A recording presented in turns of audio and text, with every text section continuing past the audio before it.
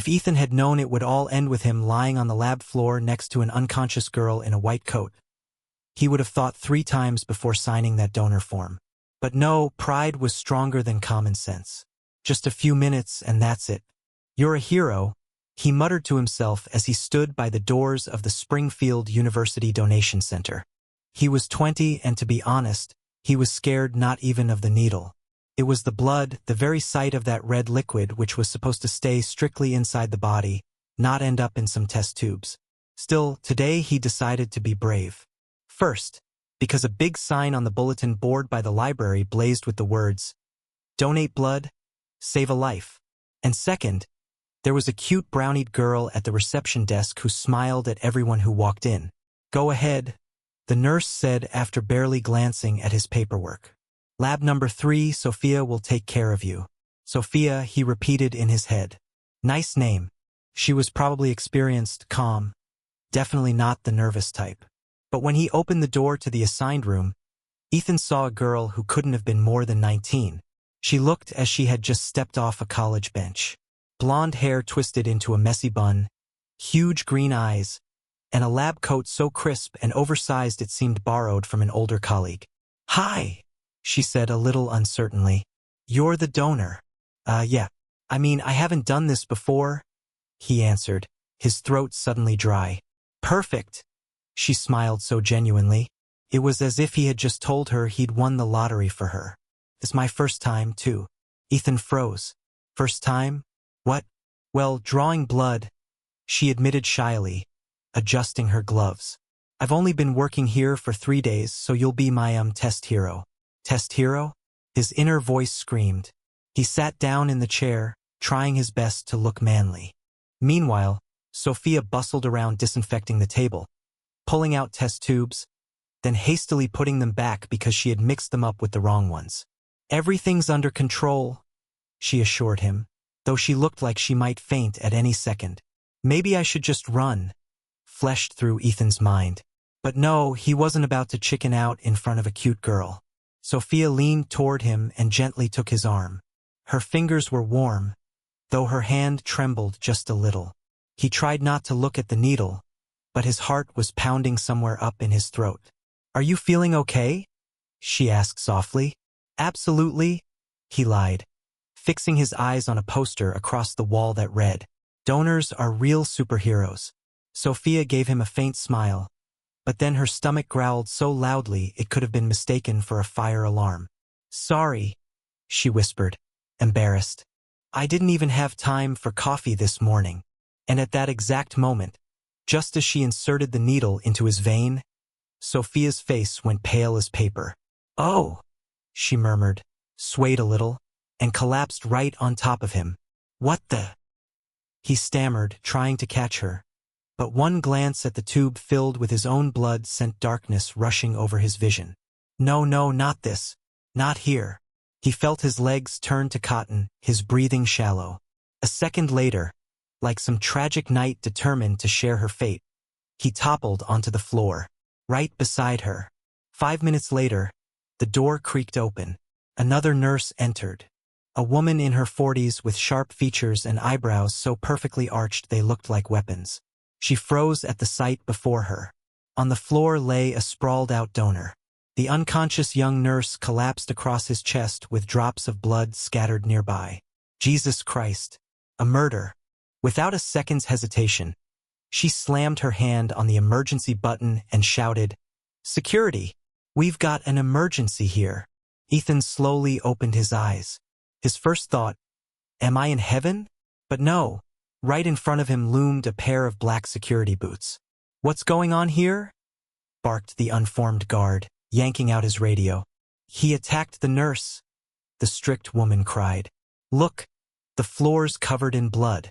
Ethan tried to say something, but instead of words, only a raspy croak escaped. "It's not what it looks like." At that moment, Sophia began to stir, too.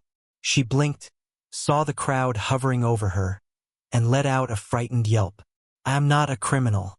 It was the sandwich." "What sandwich?" The guard frowned.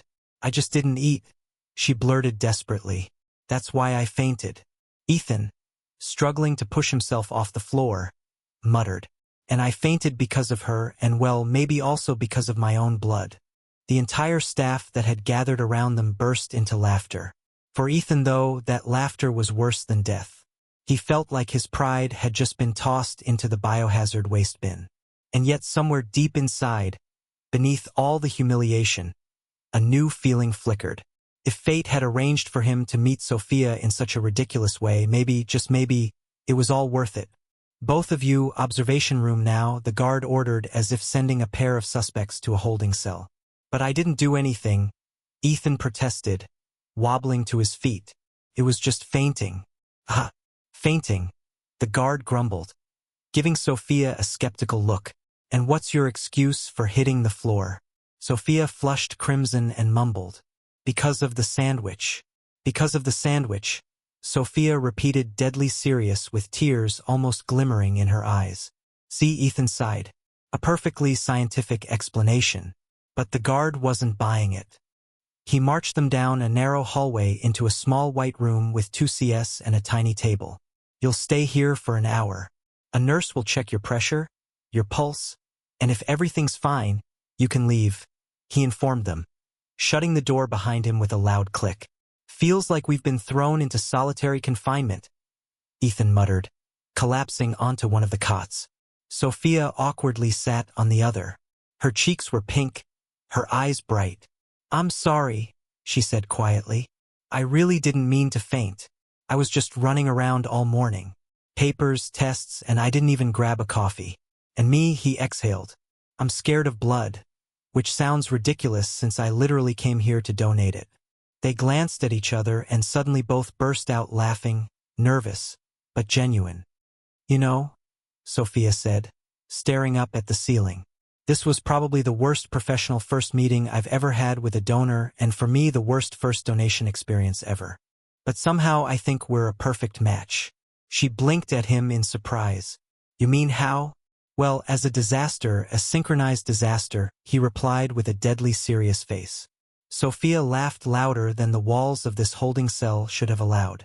Meanwhile, chaos reigned in the hallway. The strict nurse was already spinning a dramatic tale about a strange student who attacked her young colleague, adding more and more fictional details with each sentence. Security guards scribbled notes, possible assault, needs further investigation, even psychological instability.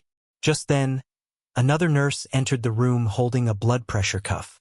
Well, our problem patients, she said with thinly veiled irony. Who's first? She goes first, Ethan said quickly, pointing at Sophia. Ah, the noble knight, Sophia teased. Thanks for turning me in. You're welcome, he nodded solemnly. The nurse took Sophia's blood pressure, scribbled something in her folder, and gave them a faintly indulgent look. You both look perfectly alive, but by the rules you need to sit another half hour. No fainting or theatrics. When she left, Ethan turned back to Sophia. So, if you got a proper lunch, what would it be? He asked. Tuna sandwich, she replied without hesitation. And coffee large. I'll remember that, he said seriously, though inside he wondered why he was even memorizing such small details about a stranger. After 10 minutes of sitting in the cramped room, they began to open up. Ethan shared that he studied architecture, dreamed of designing buildings, but mostly designed excuses to avoid passing math. I knew you were a humanities type, Sophia said. Why? Because you used the word disaster twice to describe yourself. Very artistic. She opened up too. She explained she was studying to be a nurse, worked in the lab partly as practice, partly to pay for dorm fees. And do you like it? He asked. I like helping people, but I hate the endless night shifts, and sometimes there isn't even time to eat. Then it's not a lab. It's a survival boot camp, Ethan remarked. She laughed again. The door opened once more. The same stern nurse stepped in, eyes narrowing suspiciously at them. Looks like you two are having fun in here, she said. But remember, donating blood is serious business. Yes, of course, they answered in unison, as if they'd rehearsed it. Good. 15 more minutes, then you're free, she said, though her gaze remained suspicious, as if they expected them to faint from laughter again. When she left, Sophia winked at Ethan. I think she believes we're both a little weird, she said. We are weird, but maybe that's the point. A comfortable silence settled between them, far softer than the tension at the start, almost cozy. Ethan found himself studying her profile, the way the lamplight kissed her hair, how she bit her lip when she was thinking. You're looking at me like you want to say something, Sophia suddenly noticed. I'm just thinking, he began. Sometimes the biggest disasters turn out to be the start of something good. She blinked, surprised. Are you serious? Absolutely. Otherwise, how do you explain us meeting? Sophia looked away, her cheeks flushing again. Meanwhile, outside the wall, the guard said to another nurse, at their pace, I'd have them dating already. Look at the way they're looking at each other. Don't confuse romance with fainting, the nurse snapped. But a small smile tugged at the corner of her lips. When the observation half-hour was finally over, the door opened one last time. You're free, the nurse announced. But next time, if you faint again, we're calling an ambulance, not security. Deal, Ethan nodded. He stood, and as he left, he held the door for Sophia. She gave him a long, lingering look. If you wanted to meet tomorrow for a sandwich and coffee. He cut her off before she could finish. I'm already your regular donor, Sophia. And the sandwich and coffee, too. She laughed. For the first time that day, they both felt that a disaster had turned into the start of a story. The next day, Ethan stood outside the Blue Bean Cafe looking like someone about to take an exam or jump out of a plane. In his hand was a box with a tuna sandwich.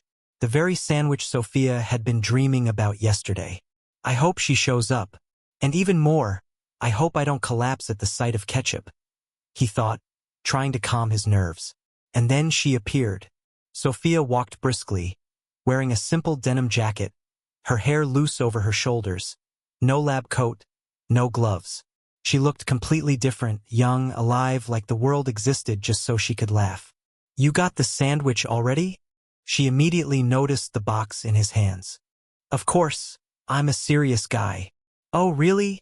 She raised an eyebrow. Yesterday you fainted from your own blood. That was a strategic maneuver, he said seriously. To avoid looking too perfect, she laughed so genuinely that a few people in line at the cafe turned to look. They sat at a small table by the window. Sophia unwrapped the sandwich while he ordered her a large coffee. Everything seemed to be going perfectly until chaos struck. Right behind their table, a tray with someone else's latte and donut toppled. Coffee spilled. The donut rolled straight towards them. Instead of heroically catching it, Ethan instinctively recoiled and slipped, nearly falling flat on the floor. Good Lord, you're hopeless. Sophia grabbed his hand, steadying him. It's not me, it's gravity, he protested, clutching his chest. It's got it out for me. The waitress scooped up the tray, muttering apologies. Sophia, still laughing, handed him a napkin. She said, I think you attract disasters. No, I just attract weird nurses who faint at sandwiches, he shot back. Her eyes sparkled. You just called me weird. In the best way, he replied, leaning back in his chair. They talked for an hour about the university, silly habits, professors who lecture as if they're falling asleep mid-sentence. Sophia shared that she once dreamed of being an artist, but her parents insisted on medicine. Ethan admitted he still draws comics in notebooks, pretending they're sketches for future buildings. Oh, so you're a superhero architect? She teased. If superheroes faint every 15 minutes, then yes, he replied seriously. But the calm didn't last long because at that exact moment, by pure coincidence, the same stern nurse from the lab walked into the cafe. She immediately spotted them and froze. You two again? She shouted so loudly that half the cafe turned to look. Oh God, groaned Ethan. It's harassment. I told you they're weird, the nurse declared to the barista, as if explaining a global conspiracy. Yesterday, they nearly derailed the lab workflow. And today, this cafe. We're just having lunch, Sophia protested, though more laughter than annoyance colored her voice. Yes, yes. The nurse shook her head and walked away, leaving behind a trail of judgment. Ethan leaned toward Sophia and whispered, I think we're about to get blacklisted from all medical facilities. Well, Then we'll just have to stay on the coffee shop blacklist, she replied, raising her cup. To disasters that turn into stories. He lifted his own cup and clinked it gently against hers. To the tuna sandwich that saved our lives. As they left the cafe, Sophia suddenly stopped. Yesterday I thought it was the worst day at work ever. But today I realized it was the best because without it we wouldn't be sitting here. Ethan smiled and offered his hand. Then maybe we make this a tradition, fainting once a week. Haha, very funny. Sophia rolled her eyes. But she took his hand and they walked off together laughing. Somewhere nearby, the stern nurse was muttering into her phone again. I'm telling you, that's a suspicious pair. But somehow I'm happy for them. And so their story began with blood, a sandwich and 2 faintings. And it continued with coffee, laughter, and that strange feeling that the worst disasters sometimes open the door to the best adventures.